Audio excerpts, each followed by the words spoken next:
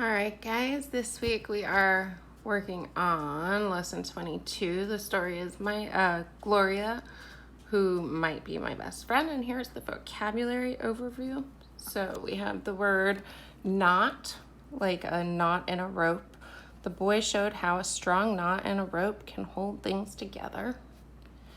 Copy, you can copy the outline of your hand by tracing over it on the chalkboard. Planning, they are planning to fly their kite at the park today. It means you intend to do it. Forlornly, she misses her friend who moved to another town. She is lonely. I think a lot of us can relate to that feeling right now with the situation of being stuck at home and not going to school. Number 5, heavily. It was raining heavily. The umbrella kept them from getting soaking wet. So heavily means like a lot, especially in the raining context. 6 is seriously. The boy takes playing chess seriously. He does not laugh or joke around. So he is being serious about it. He is thinking really hard and thinking about his next move and not joking. Answered. When the phone rang, she answered it and said hello. Or when we ask a question, if you answer it, you answered the question. Number 8 is guessed. The boy hid his eyes. He guessed that his friend was hiding behind a tree. So when you make a guess, you're saying what you think might happen or where somebody might be in that context. This week we are learning to understand our characters. So we are really going to look on what happens to the character, what words, thoughts, or actions tell us more about the character to build on it. So it says, Julian is the main character in Gloria, who might be my best friend. He talks, acts, and thinks like a real person. You can use clues in the words and pictures to figure out what the characters are like and why they act the way they do. List story clues or text evidence in a chart like this one. And then following directions, we know about that. So directions tell you how to do things. Following directions helps you do things the right way. If you don't follow directions, you might have a problem. Think about what might happen if you didn't follow the directions for making cookies. The cookies probably wouldn't taste very good. So when do you follow directions? We follow directions at school. I'm sure you're following directions from your parents now at home. So Julian and Gloria, who might be my best friend, follow directions to make a special kite together. So this week, the genre is realistic fiction, which is when it's a fake story, but it's something that could happen. So a setting that could be a real place, characters who act like real people, story events that could really happen. But it is a made-up story, so it's still considered fiction. So Gloria, who might be my best friend. And the author is Anne Cameron, and the illustrator who does the pictures is Mike Reed. So, if you have a girl for a friend, people find out and tease you. That's why I didn't want a girl for a friend, not until this summer when I met Gloria. It happened one afternoon when I was walking down the street by myself. My mother was visiting a friend of hers, and Huey was visiting a friend of his. Huey's friend is 5, and so I think he is too young to play with. And there aren't any kids just my age. I was walking down the street feeling lonely.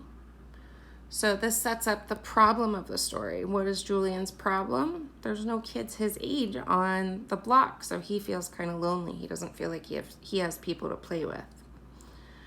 A block from our house, I saw a moving van in front of a brown house, and men were carrying in chairs and tables and bookcases and boxes full of I don't know what.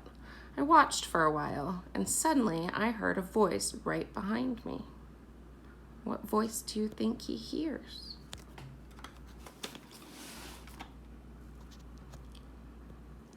Who are you? I turned around and there was a girl in a yellow dress. She looked the same age as me. She had curly hair that was braided into 2 pigtails with red ribbons at the ends. I'm Julian, I said. Who are you? I'm Gloria, she said. I come from Newport. Do you know where Newport is? I wasn't sure, but I didn't tell Gloria. It's a town on the ocean, I said. Right, Gloria said. Can you turn a cartwheel? She turned sideways herself and did 2 cartwheels on the grass. I had never tried a cartwheel before, but I tried to copy Gloria. That means to do what she did. My hands went down in the grass, my feet went up in the air, and I fell over. So why do you think he's trying to copy Gloria's cartwheel? He wants to see if he can do it too. Maybe he's trying to impress her a little bit because he realizes she's close to his age and maybe it's someone new he could play with, so he won't be lonely anymore. I looked at Gloria to see if she was laughing at me. If she was laughing at me, I was going to go home and forget about her. But she just looked at me very seriously and said, "It takes practice." And then I liked her. So when we're looking at understanding characters, what did you learn about Gloria from what she says and does after Julian does the cartwheel? Well, you learn that she's a nice person and she's going to encourage him. She's not going to make fun of him. So that probably means that she is a kind new friend.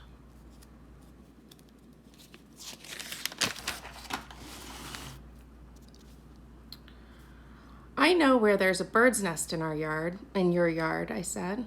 Really? Gloria said. There weren't any trees in the yard or any birds where I lived before. I showed her where a robin lives and has eggs. Gloria stood up on a branch and looked in. The eggs were small and pale blue. The mother robin squawked at us, and she and the father robin flew around our heads. So what happens when the children look at the birds? The birds are protecting their eggs, right? So that's why they're flying around their heads. They want us to go away, Gloria said. She got down from the branch and we went around to the front of the house and watched the moving men carry 2 rugs and a mirror inside. Would you like to come over to my house? I said. All right, Gloria said. If it's all right with my mother. She ran in the house and asked. So she was making a good choice. This is another thing we're finding out about Gloria. She's responsible. She went to check with her mother before going to somebody else's house.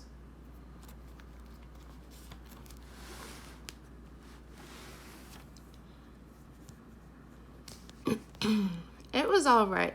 So Gloria and I went to my house, and I showed her my room and my games and my rock collection. And then I made strawberry punch, and we sat at the kitchen table and drank it. You have a red mustache on your mouth, Gloria said. You have a red mustache on your mouth, too, I said. Gloria giggled, and we licked off the mustaches with our tongues. I wish you'd live here a long time, I told Gloria. Gloria said, I wish I would, too. I know the best way to make wishes, Gloria said. What's that? I asked.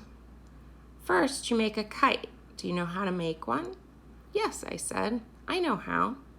I know how to make good kites because my father taught me. We make them out of 2 crossed sticks and folded newspaper. All right, Gloria said.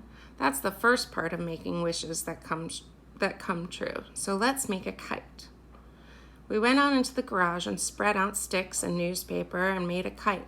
I fastened on a kite string and went to the closet and got rags for the tail. So far, what details show that Julian wants to be Gloria's friend? Well, he's showing her around his house.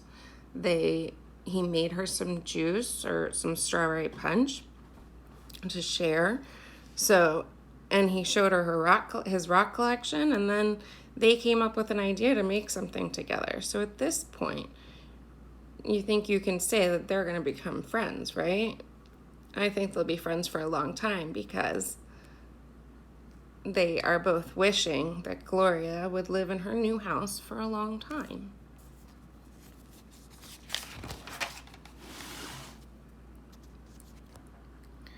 Do you have some paper and 2 pencils? Gloria asked, because now we make the wishes. I didn't know what she was planning, but I went in the house and got pencils and paper. All right, Gloria said. Every wish you want to have come true, you write on a long, thin piece of paper. You don't tell me your wishes, and I don't tell you mine. If you tell, your wishes don't come true. Also, if you look at the other person's wishes, your wishes don't come true. Gloria sat down on the garage floor and started writing her wishes.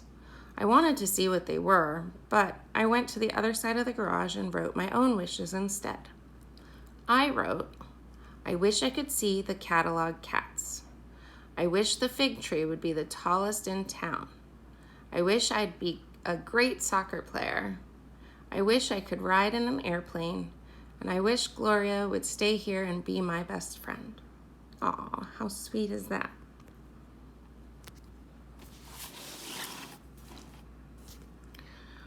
I folded my 5 wishes in my fist and went over to Gloria. How many wishes did you make? Gloria asked. 5, I said. How many did you make? 2, Gloria said. I wondered what they were. Now we put the wishes on the tail of the kite. Gloria said every time we tie one piece of rag on the tail, we fasten a wish in the knot. You can put yours in first. I fastened mine in, and then Gloria fastened in hers, and we carried the kites into the yard.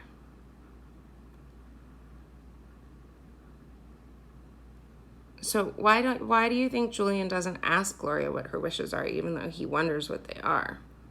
I think it's because it shows that he's respectful and he doesn't want anybody's wishes not to come true. So he's hoping that by not asking, both their wishes will come true.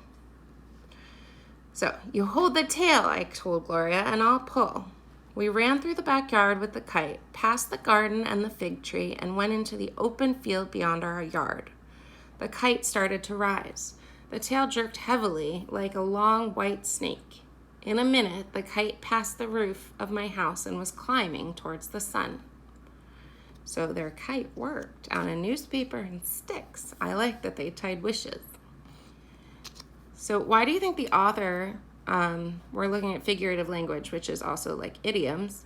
Why do you think the author describes the kite's tail as like a long white snake? Because when you give words like that and you compare it to something, it lets you put the picture in your mind. It helps the reader visualize what's happening in the story.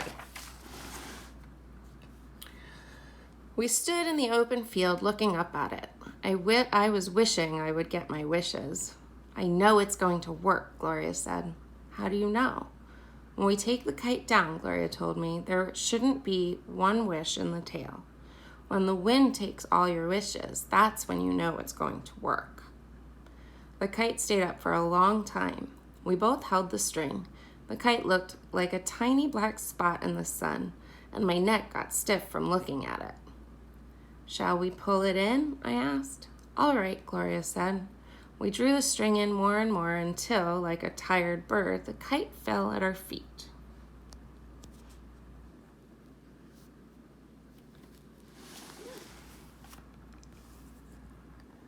We looked at the tail. All our wishes were gone. Probably they were still flying higher and higher in the wind. Maybe I would see the catalog cats and get to be a good soccer player and have a ride in an airplane and the tallest fig tree in town. And Gloria would be my best friend. Gloria, I said, did you wish we would be friends? You're not supposed to ask me that, Gloria said. I'm sorry, I answered, but inside I was smiling. I guessed one thing Gloria wished for. I was pretty sure we would be friends. The end. So, what did we learn about the characters? We learned that they both seemed to be very good kids. Both were looking for a friend. She's new to the neighborhood, so I'm sure she was grateful to have a friend. And in the illustrations, if you look at all their actions, they're having fun together, and they're smiling in almost every picture. So we know that they seem interested in similar things, that they like to make things together, and I think it's pretty promising to say that they will be good friends, if not best friends, because they live in the same street and they like similar things, and they both seem like really good kids. So that's the end of the story. Happy learning, friends.